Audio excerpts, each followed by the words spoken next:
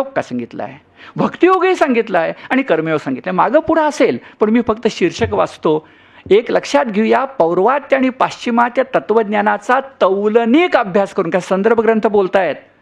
लोकमान्य गीता रहस्याचं सोनं तप्तम तप्तम पुनरपि पुन्हा कांचनम कांतवर्णम हे सिद्ध करून देत आहेत. बघा, प्रथम त्यांनी कर्मयोगाची 6 प्रकरण लिहिली. सगळ्यात जास्त आहे ती विषय प्रवेश, कर्म जिज्ञासा, कर्म विपाक आणि आत्मस्वातंत्र्य.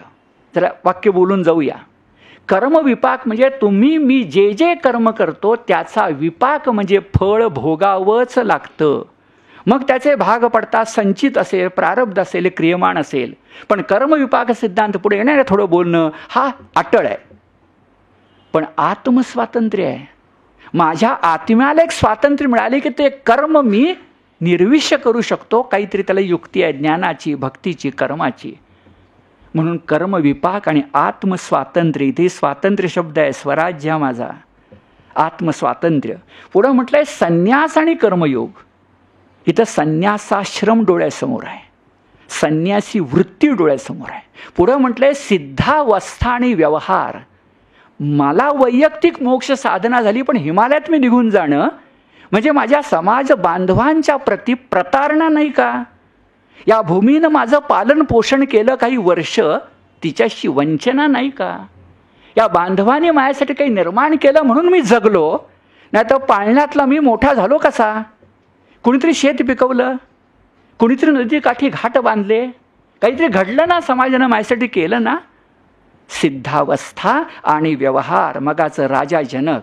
आणि शेवटचं मी प्रकरणाचं नाव आहे कर्मयोगशास्त्र. ही 6 प्रकरणं आहेत. कशी माहिती आहे? 1, 2, 3, 10, 11, 12 असा गट कोणती वाचावी लागतात. 1, 2, 3, 10, 11, 12 भक्तियोगाची 3 प्रकरणं आहेत. पण त्यातही त्यांनी पाश्चिमात्य तत्वज्ञानाद्वारे आधी भौतिक सुखवाद सांगितलाय, आधी भौतिक सुखवाद. आणि लगेच पौर्वात्य जोडलाय सुख दुःख विवेक. काही वेळा दुःखही सुखात रूपांतरित होतं. जे दुःख भगतसिंग आणि सावरकरांनी भोगलं, जे आपल्या स्वातंत्र्य सैनिकांनी भोगलं, ते दुःख सुखाचं होतं.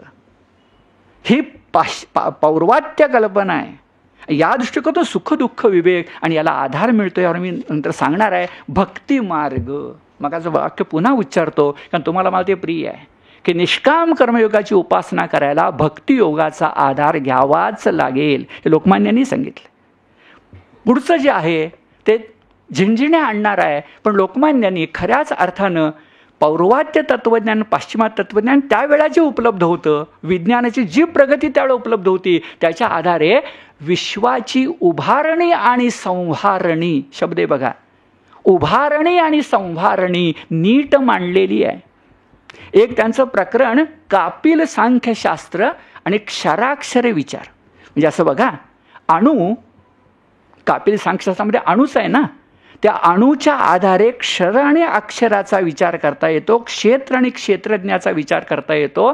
पौर्वात्य तत्वज्ञानाच्या वाटेनं पाश्चिमात्य तत्वज्ञानातली प्रमेय आत्मसात करून पुढे जाता येतं.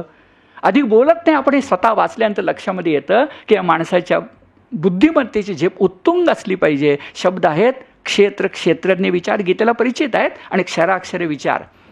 आणि शेवटचं फार महत्त्वाचं आहे, अध्यात्म म्हणजे नेमकं काय?